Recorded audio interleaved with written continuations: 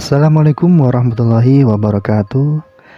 Berjumpa kembali bersama kami di channel kesayangan Anda, channel di mana ada misteri. Di episode kali ini kami akan mengangkat cerita tentang kisah horor penampakan hantu tanpa kepala tentara Belanda. Kisah ini berdasarkan pengalaman horor dari teman yang tinggal di salah satu kota di Jawa Tengah. Sebut saja beliau bernama Mas Riuh. Mas Riuh ini sehari-harinya bekerja sebagai montir bengkel sepeda motor di daerah pinggiran kota. Tiap hari aktivitas itu dilakukan oleh Mas Riuh mulai pukul 8 pagi sampai jam tutup bengkel sekitar jam 4 sore. Jarak antara rumah Mas Riuh dan bengkel tempat Mas Riuh bekerja cukup jauh, kurang lebih sekitar 15 km. Pekerjaan tersebut dilakukan oleh Mas Riuh selama kurang lebih 10 tahun. Mas Riuh sendiri sebenarnya pengen buka bengkel sendiri di rumahnya. Akan tetapi bosnya melarang dan Mas Riuh disuruh agar tetap ikut bosnya. Mas Riuh pun tidak bisa menolaknya, karena memang selama ini Mas Riuh banyak dibantu oleh bosnya dalam banyak hal, terutama terkait dengan kebutuhan materi. Bosnya ini memang sangat dermawan. Selama ini Mas Riuh tidak pernah mengalami kendala dalam pekerjaannya. Lingkungan di tempat bekerja pun sangat-sangat kondusif. Jarak yang agak jauh pun tidak menyuruhkan langkah dan niat Mas Riuh untuk tetap bekerja keras agar tetap bisa memberi nafkah bagi keluarganya. Hari demi hari dilalui oleh Mas Riuh dengan penuh harap. Sebuah harapan untuk kehidupan yang lebih baik. Pagi itu Mas Riuh bersiap untuk berangkat kerja. Suasana mendung menyelimuti sekitar rumah Mas Riuh. Akan tetapi, hal tersebut tidak menyurutkan langkah Mas Riuh untuk bisa tetap menjemput rezeki. Mas Riuh pun akhirnya berangkat menuju bengkel tempatnya bekerja. Sampainya di bengkel, seperti biasanya, sembari menunggu pelanggan, Mas Riuh mempersiapkan segala keperluan bengkel seperti alat-alat, kunci, dan sebagainya. Selang beberapa waktu kemudian, satu persatu pelanggan mulai berdatangan dan mulai antri menunggu giliran servis. Tak terasa, waktu sudah menunjukkan pukul 4 sore. Seharusnya Mas Riuh sudah waktunya pulang. Akan tetapi, motor yang diservis masih ada 2. Mas Riuh pun akhirnya lembur untuk menyelesaikan pekerjaannya. Hal itu dilakukan agar besok tidak ada tanggungan kerja. Mas Riuh pun akhirnya bisa menyelesaikan pekerjaannya tepat pukul sekitar jam setengah 7 malam. Setelah semuanya selesai, akhirnya Mas Riuh pun segera bersiap untuk pulang. Sebelum keluar dari bengkel, Mas Riuh mendengar berita kalau salah satu jalanan yang biasa dilewati oleh Mas Riuh menuju rumah mengalami longsor. Mas Riuh pun mencari jalan alternatif yang agak jauh dan melewati area hutan yang konon banyak orang bilang bahwa tempat itu angker. Selama perjalanan pulang, Mas Riuh mengendari motor seperti biasanya agak lambat. Hal itu dikarenakan hujan yang mengguyur sepanjang perjalanan.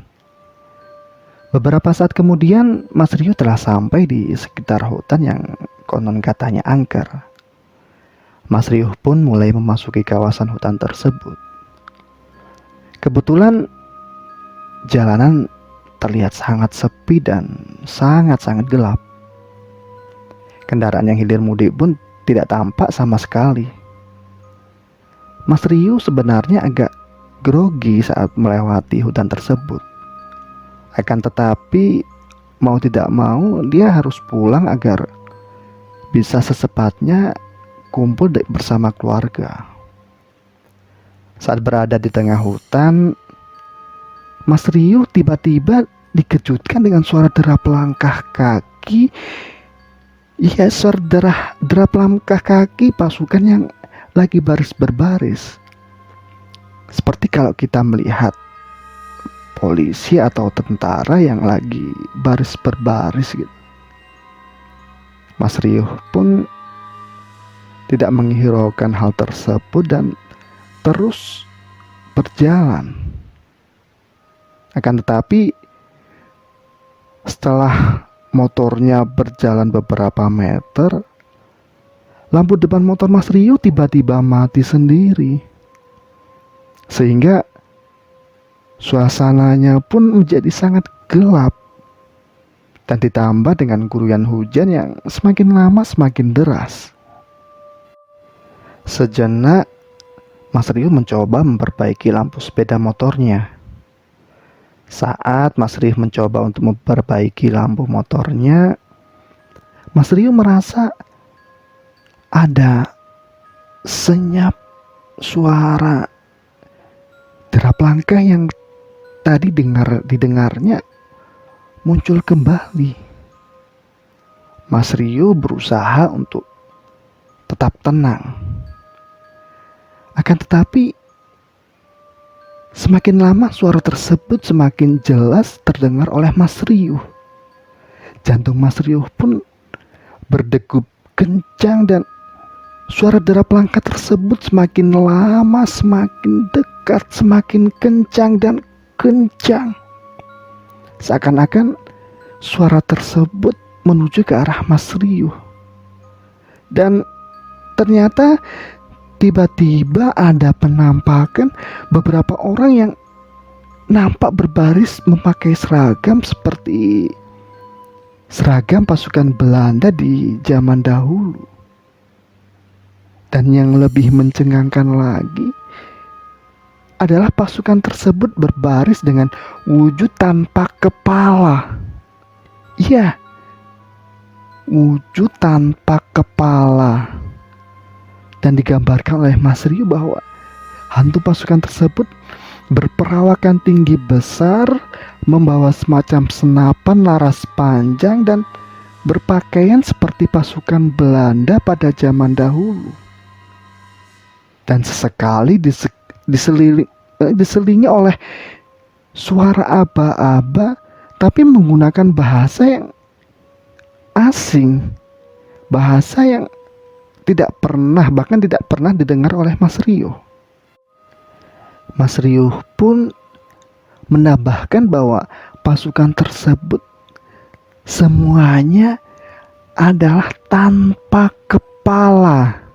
Iya, wujud tanpa kepala. Mas Rio pun secara spontan langsung qomat kamit baca doa yang dia hafal dan tiba-tiba muncul di pikirannya. Dan selang beberapa waktu kemudian penampakan hantu tersebut tiba-tiba menghilang di tengah gelapnya malam.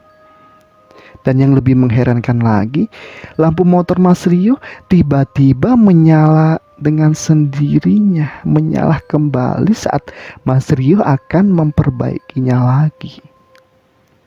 Setelah menyala, Mas Rio pun langsung tancap gas untuk bergegas pulang ke rumahnya. Sesampainya di rumah, Mas Rio pun menceritakan kejadian horor tersebut ke istri dan orang tuanya. Orang tua Mas Rio akhirnya memberitahu Mas Rio bahwa memang di hutan yang tadi dilewati oleh Mas Rio dulunya adalah tempat dibantainya pasukan Belanda oleh para pejuang Indonesia pada saat itu. Oke sobat, di mana ada misteri, itulah cerita horor tentang hantu tanpa kepala tentara Belanda yang dikisahkan oleh Mas Rio.